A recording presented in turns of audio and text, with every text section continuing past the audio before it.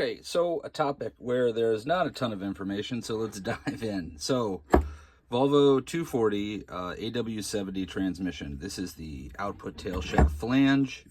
Car has about 250,000 miles on it. As you can see, this is hardened metal here, right? So the whole point is that the bushing is supposed to wear out. So you can feel where the washer has been riding here. So you want to inspect to make sure that this looks okay. I mean, originally, right, you'd expect to have no lines here, but this has been spinning inside of a bushing where there is, here, let me show you this new one so you can see, these oil channels, and I'll get to that in just a second. So I'd expect some sort of weird wear across this, but the whole point, right, is that the bushing is supposed to wear out and not this. Another thing to note about looking at wear on this, I can't find these for sale anywhere. I think if these things were wearing out as regularly as the bushings, I'd find a lot more resources for these being sold specifically and individually.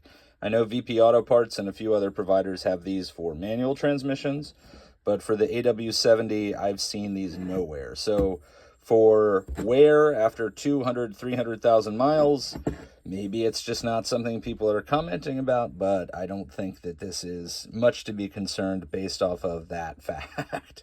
So we'll get there. So let me show you what was in there was this bushing, which I have never seen for sale from Volvo for this car. So you can see this has one single channel, and it looks to be some sort of like brass material underneath. So this car, who knows for how long, had the spacer plates missing from the cross member for the transmission, and it had an automatic transmission mount. Let me just show you real quick. I kind of have this mounted, so you might not be able to see exactly. These bolts for the transmission and for the carrier, they don't line up. There's about a 5mm offset between the two of those.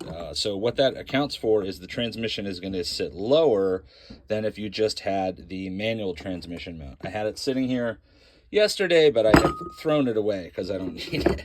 So what that's going to do is it's going to have this sitting up. Well, I guess let's go orient correctly, or I can show you from here.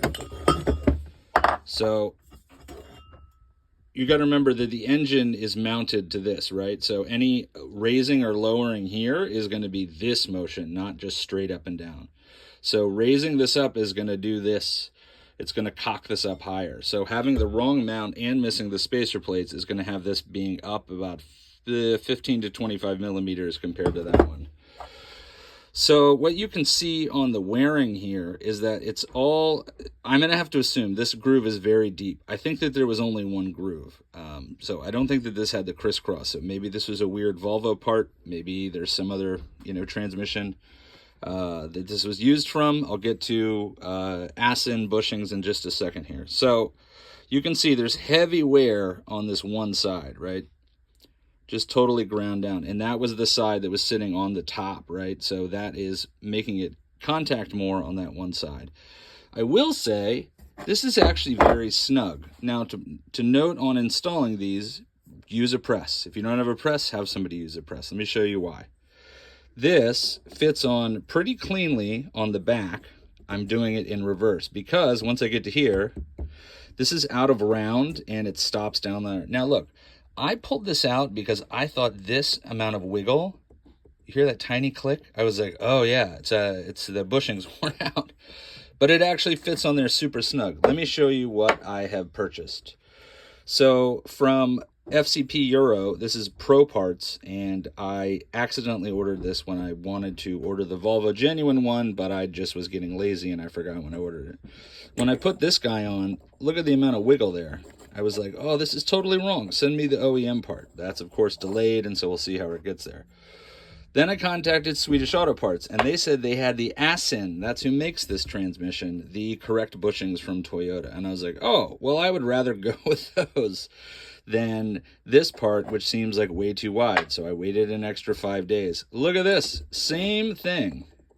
Same amount of wiggle. I will say this feels a little heavier than this one. And then this new conundrum. If you look at what was in there, this channel goes to the edge. So I don't know if the oil is supposed to be able to get in there exactly without any lip. If you look at the one from ProParts, here, that goes down to the lip. You can see that there's no level there. from Asin. My, like, this is going to be the one that works. There's a full lip there. Do you see there? That doesn't cleanly channel out on both sides. And so I have read that Toyota used this as a pressure oil channel. And so I'm assuming that oil was able to pressure down here, and then where it just sort of like squooged out of everything was of less importance. But what I'm worried about is that if this is where the transmission is sitting and transmission fluid is going to come out of those two channels and then needs to get back into that front lip, I don't know. Using the Asin ones seems like it's not going to be able to get up and over there. But if there's this much of a gap, maybe it is enough. This is the current, I don't know what to do, you know. It's tough. If these weighed exactly the same, I'd say let's just use this guy. It's really tough. Swedish Auto Parts says they sell a ton of these. They haven't heard any commentary, and so I don't know. I kind of want to go with that guy. So let's also talk about the hole in the bushing. So if I look at everything I've seen online, this hole is supposed to orient with some sort of channel or port here.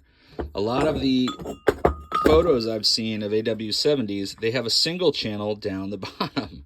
This one has a channel on both sides. And so, I don't know, if we put this one hole here, right, then this whole assembly of oil getting up here, it doesn't make sense. Why would it get up to there? It's just not making a lot of sense. So, I don't know. I think we're just going to install it straight up and down, see how it sounds, see how it goes, just knowing that really taking this all off is not that big of a deal. I absolutely lucked out the entire whatchamacallit, gasket came out with the housing here. So I didn't have to scrape it all off of my transmission. So maybe not as lucky next time. But we're going to go ahead and push this guy in. But yeah, just so that you can see, this is the, there was a number on, which one is this? This is the Asin. So there was also some sort of like oxide flake stuff. I'm going to want to really clean it out first, because there was definitely some not clean stuff on the inside of this. See there? I can't get it all out with my finger. But anyway, just doesn't look as clean. Bushing that was in there, one single track. If you ever see one of these, comment and let me know. You can see where somebody was hammering this in. Oh, let me show you too. So if I put this on top, nothing. I mean, I got to really force it and scratch it in order to get it on there. This bushing is the heaviest out of all of them. So that makes me think that this was, I don't know. I wish the Volvo one had showed up so that I could see, but the Volvo one also looks like this with the same tracing. So not the same dealio. And then these are the ProParts ones, which now to me look like they're probably fine. Who knows? We'll have to see. I'm thinking also too about, I don't want to deform these in the press. So I think I might put these in the freezer, and then I might use the heat gun to get this just to make it a little easier. I'm not trying to make it just fly in there, but anything to reduce any sort of side to side. This is not a lot of metal here, so we'll see how it goes.